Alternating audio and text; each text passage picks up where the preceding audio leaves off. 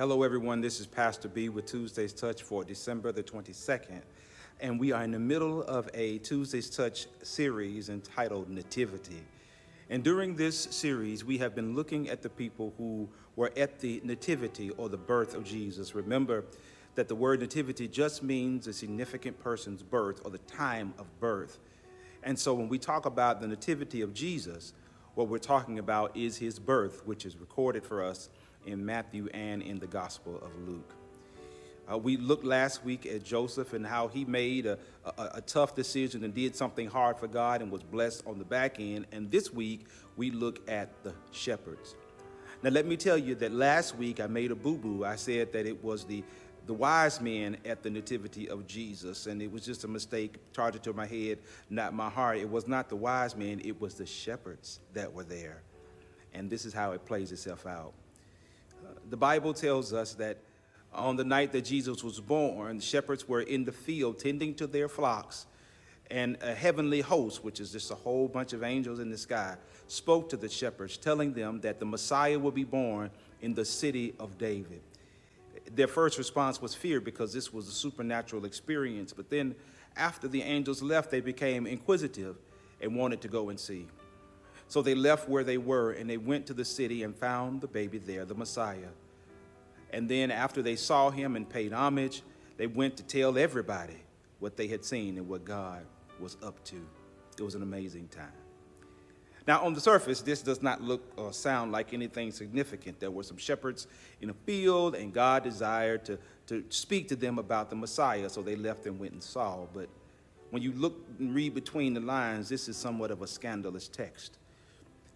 As you think about vocations and jobs in Jesus' time, shepherds were on the low totem pole. They were considered to be ceremonially unclean by the religious authorities because they had to do business with Gentiles.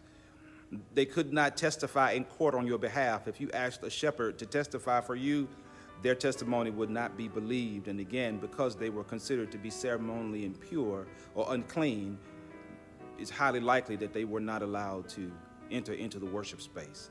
The priests and the leaders of the worshiping community said that they could not enter into the worship space. They were isolated physically, isolated culturally. They were isolated socially, isolated economically. They were isolated physically. They spent most of their time in fields, maybe with one other person, but most of the time alone in fields with animals that did not talk back to them. But that's fine. Because when we find ourselves isolated by the world, when the world closes doors on us, God opens up doors. We're never too far from God. God says, since the priests and the leaders won't allow you into the worshiping space, that's fine. I'll make the field you are a sanctuary and send a choir there. God says, since the priests won't preach to you, fine. I'll come to where you are. They won't let you in the temple. That's okay. I'll come to where you are. Since they will not welcome you, I will welcome you. Since they won't be there for you, I will be there for you. Because in God's eyes, God says to the shepherds, you matter to me. You are more than what you do. You are my children. God came to them, even in their isolation.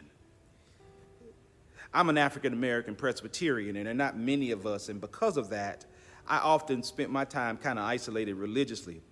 Most of my friends were Baptists or Methodists, AME, CME, some other type of Methodism or Church of God in Christ, but I was different from them. Now, we all believe the same things in Jesus Christ and him crucified, but our practices were different. How we did things were different. The music was different, and the worship was different. And so all the way from high school to college, I was just different religiously.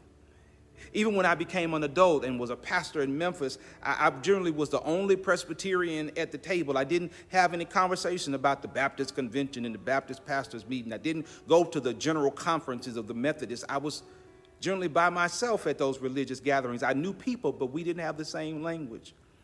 And then when I was with other Presbyterians, I was generally and often the only African American there. So I was kind of isolated religiously, and some of you know what that's like. Some of you know what it's like to be the only black in a room full of whites or the only white in a room full of blacks. Some of you know what it's like to be the only man in a room full of women and the only woman in a male-dominated environment.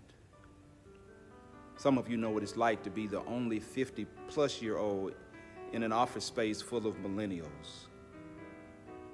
Some of you know what it's like to be isolated, to be excluded, to have doors closed on you because of who you are and because you're different from everybody else. But God says, and the shepherds would say to us, if they were here today, they would say to us, that's fine. We know what it's like to be excluded. And what we will tell you is that although the world may isolate you, God is never far from you. Although the world may make you an outcast, you're never far away from God. And when the world and life circumstances, be it COVID-19, political unrest, drama on your job, drama in your family, when those doors are closed to you and when the room is silent to you, God will open those doors.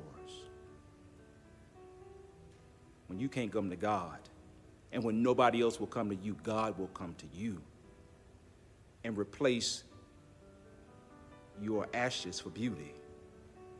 Replace your pain with joy and give you a brand new song. When those shepherds woke up that morning, they were just shepherds. But by the time they went to bed on Nativity night, they were preachers of the gospel, going back to their communities and telling the world what God had done. This is Pastor B with Tuesday's Touch. God bless you. God keep you.